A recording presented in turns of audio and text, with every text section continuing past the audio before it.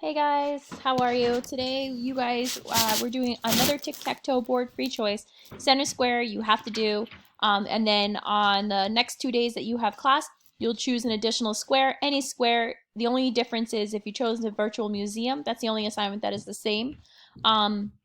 Just choose a different museum. All right, so today you're going to be looking at how did the Mongols gain, consolidate, and maintain power by analyzing primary sources.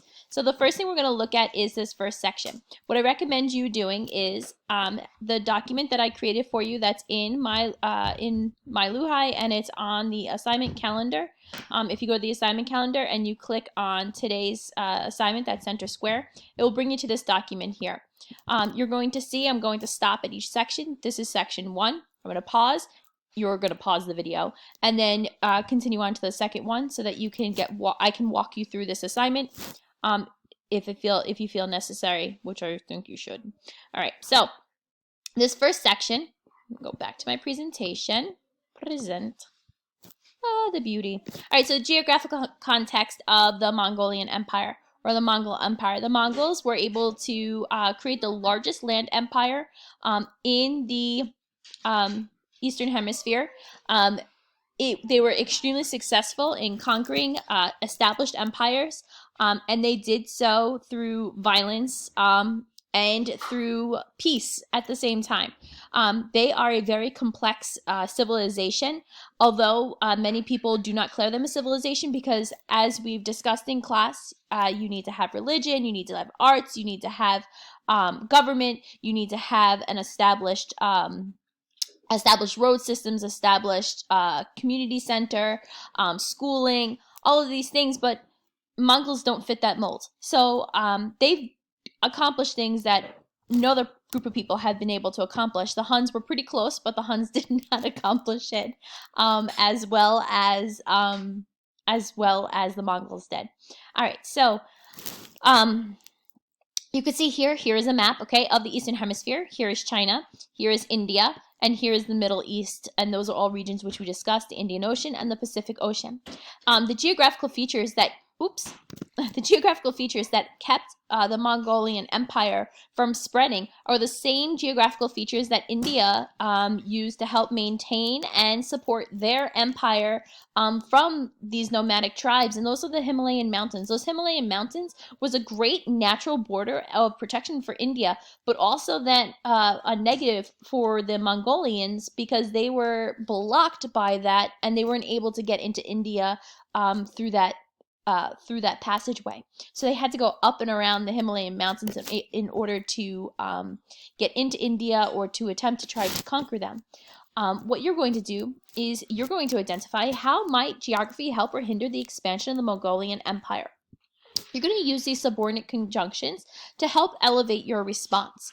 On your sheet, you're going to click on and type in this box here how the geographical features may have helped or hindered the Mongolian empires. Remember, they are a land-based empire. They did not use water. So make sure that you're not saying they're close to the Pacific Ocean. They didn't have boats. They only rode horses. Cool fun fact about the Mongolians, they actually drank the milk of their mares. They only used female horses and drank the milk of their mares in their travels, which is kind of cool.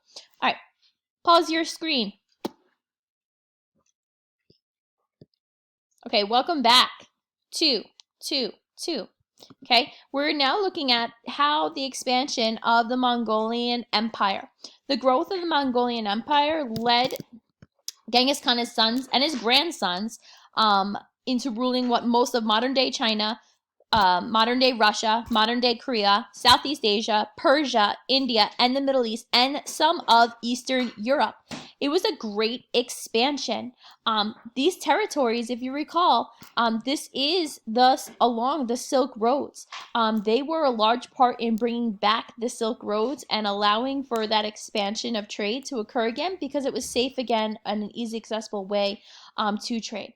They allowed and kind of worked with other people because they did not have a religious affiliation. They were allowing people to practice their own religion along these trade routes. So merchants kind of had a freedom of religion. They had religious tolerance through other people. So what we're going to look at is what are some ways that possibly, based on our historical understanding um, or our historical knowledge, these changes in territories about these empires that we've studied before, what caused these changes? What could have the Mongolian Empire have accomplished in order to make these changes in these territories? And in the past, we saw like the Roman Empire, they used military tactics in order to achieve their vast empire. We saw the Islamic caliphates, they used religious tolerance to expand their vast empires. So use those type of pieces of evidence to support why or how you think the Mongolian Empire expanded their empire. Pause. Okay. 4. Okay, 4, Genghis Khan. Genghis Khan. Too bad for set 3. This is oh my gosh. Gaurav. This is Gaurav's favorite person. He played him in our trial in AP World History. But Genghis Khan was the most powerful leader of this time. He was able to accomplish things that people have never accomplished before. His invasions, his military campaigns allowed him to create this vast empire. But not only vast empire, but he had loyalty from everybody that was in the Mongolian Empire. And after he conquered the territories, you had 2 choices. Your first choice was to abide by the Mongolian rule, or your second choice was to be murdered, slaughtered, and all horrendous things happened to you and your family and your neighbors and anyone else who did not obey these laws. So most people conformed to the Mongolian rule. But once you conformed to the Mongolian rule, they rebuilt your city nicer than it was before, and they invited people in so that they can create this economic growth that they needed to prosper. What you're going to do for this 4th assignment is that you're going to click on the histories.com, and you're going to take this information and you're going to create a timeline. My computer froze. A timeline. Come on, computer. A timeline of Genghis Khan's life.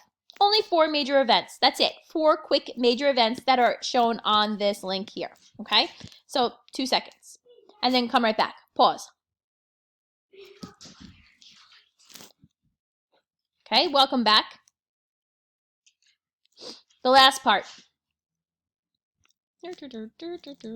You are going to be looking at how did the Mongolian Empire gain, maintain, and consolidate an empire. Remember, we have those graphics. You have them everywhere. So if you need to go back to understand the gain, maintain, consolidate, please go back to your notes. But recall that when empires gain power, that's when they're first making that collective and gathering all that power from the people around them. So they're usually doing this through a militaristic campaign or through some other ploy in order to gain these power. Then you have the maintaining of power. What are they doing to change the way they're interacting with these other groups in order to maintain their power for long term? Consolidate is how are they bringing it all together? How are they making people feel united? How are they making people feel like they're part of the empire? What you're going to do is you're going to go through these documents down here. Document 2A, document 2B, document 3. I'll shift that down for you all. But it's going to shift as you type anyway, so it might be somewhere else. And then document 4 and document 5. You're just going to read through them. You're only using 3 documents, though. So you're only going to be identifying 1 gain, 1 maintain, 1 consolidating, and you're going to be explaining how and why that gain or maintain or consolidating. So we can look at this first image. We have an image of the Mongolian Empire actually going into Europe, and it's part of the Crusades. You could see the different type of weaponry that they had. They're using their horses. They have stirrups. They're standing on their horses. They have projectile weapons. They're using bows and arrows to help gain. So this was a new type of weaponry. This is a new surprise for the people that they were combating. They were also the first person to use diseases in warfare. Sadly, I won't be able to have that lesson that I normally do with you guys, but fun fact, they took bodies with the plague, which was a pandemic also, wiped out a large population of people. For some reason, the Mongols were not getting the plague. So they took disease-infected bodies, put them on a catapult, and flew them over the walls of castles and spread biological matter all over, and it infected the people inside those palace walls, which is kind of interesting. And they use it to help with their expansion to gain those territories. Anywho, so going back to the battle, the description of the event: who, what, when, where, why. Right? The Mongols and the Europeans fought the Battle of Ligzhensk in 1241, and the Mongols used their military innovations of bows and arrows and stirrups to defeat the Europeans and gain territory. So I have the objective of that they're gaining territory. I have examples. I have the place. I have who is involved. Okay, Doc 1. Make sure you cite that document. You don't cite that document, you ain't getting the points. You're not getting the points. Get the points. All right, so identify if it's a gain, maintain, or consolidate. And I already did that for you down here, so just put it in that section. And then it says Mongols were accustomed, my explanation, Mongols were accustomed to the nomadic lifestyle and were able to ride long distances and master their military bow and arrow shooting skills thanks to stirrups. This new tactic allowed for Mongols to make their initial attack from a further distance, changing the way battles were fought. And that should be your explanation. Why and how did it help them gain and maintain, or gain that territory? Why and how did it help them maintain? Why and how did it help them consolidate? Okay, once you're done with this, you're going to submit it as a PDF in my Luhai. The following day, you are going to choose any which other box to complete on the Mongols, or you could do geography, news, ELA, or you can choose to do the virtual museum. All right, just make sure everything is submitted properly. The title is proper. The title, everything is posted on that document, and I'll make another screencast of that. Okay, have a great day, guys. Miss you all. Bye bye.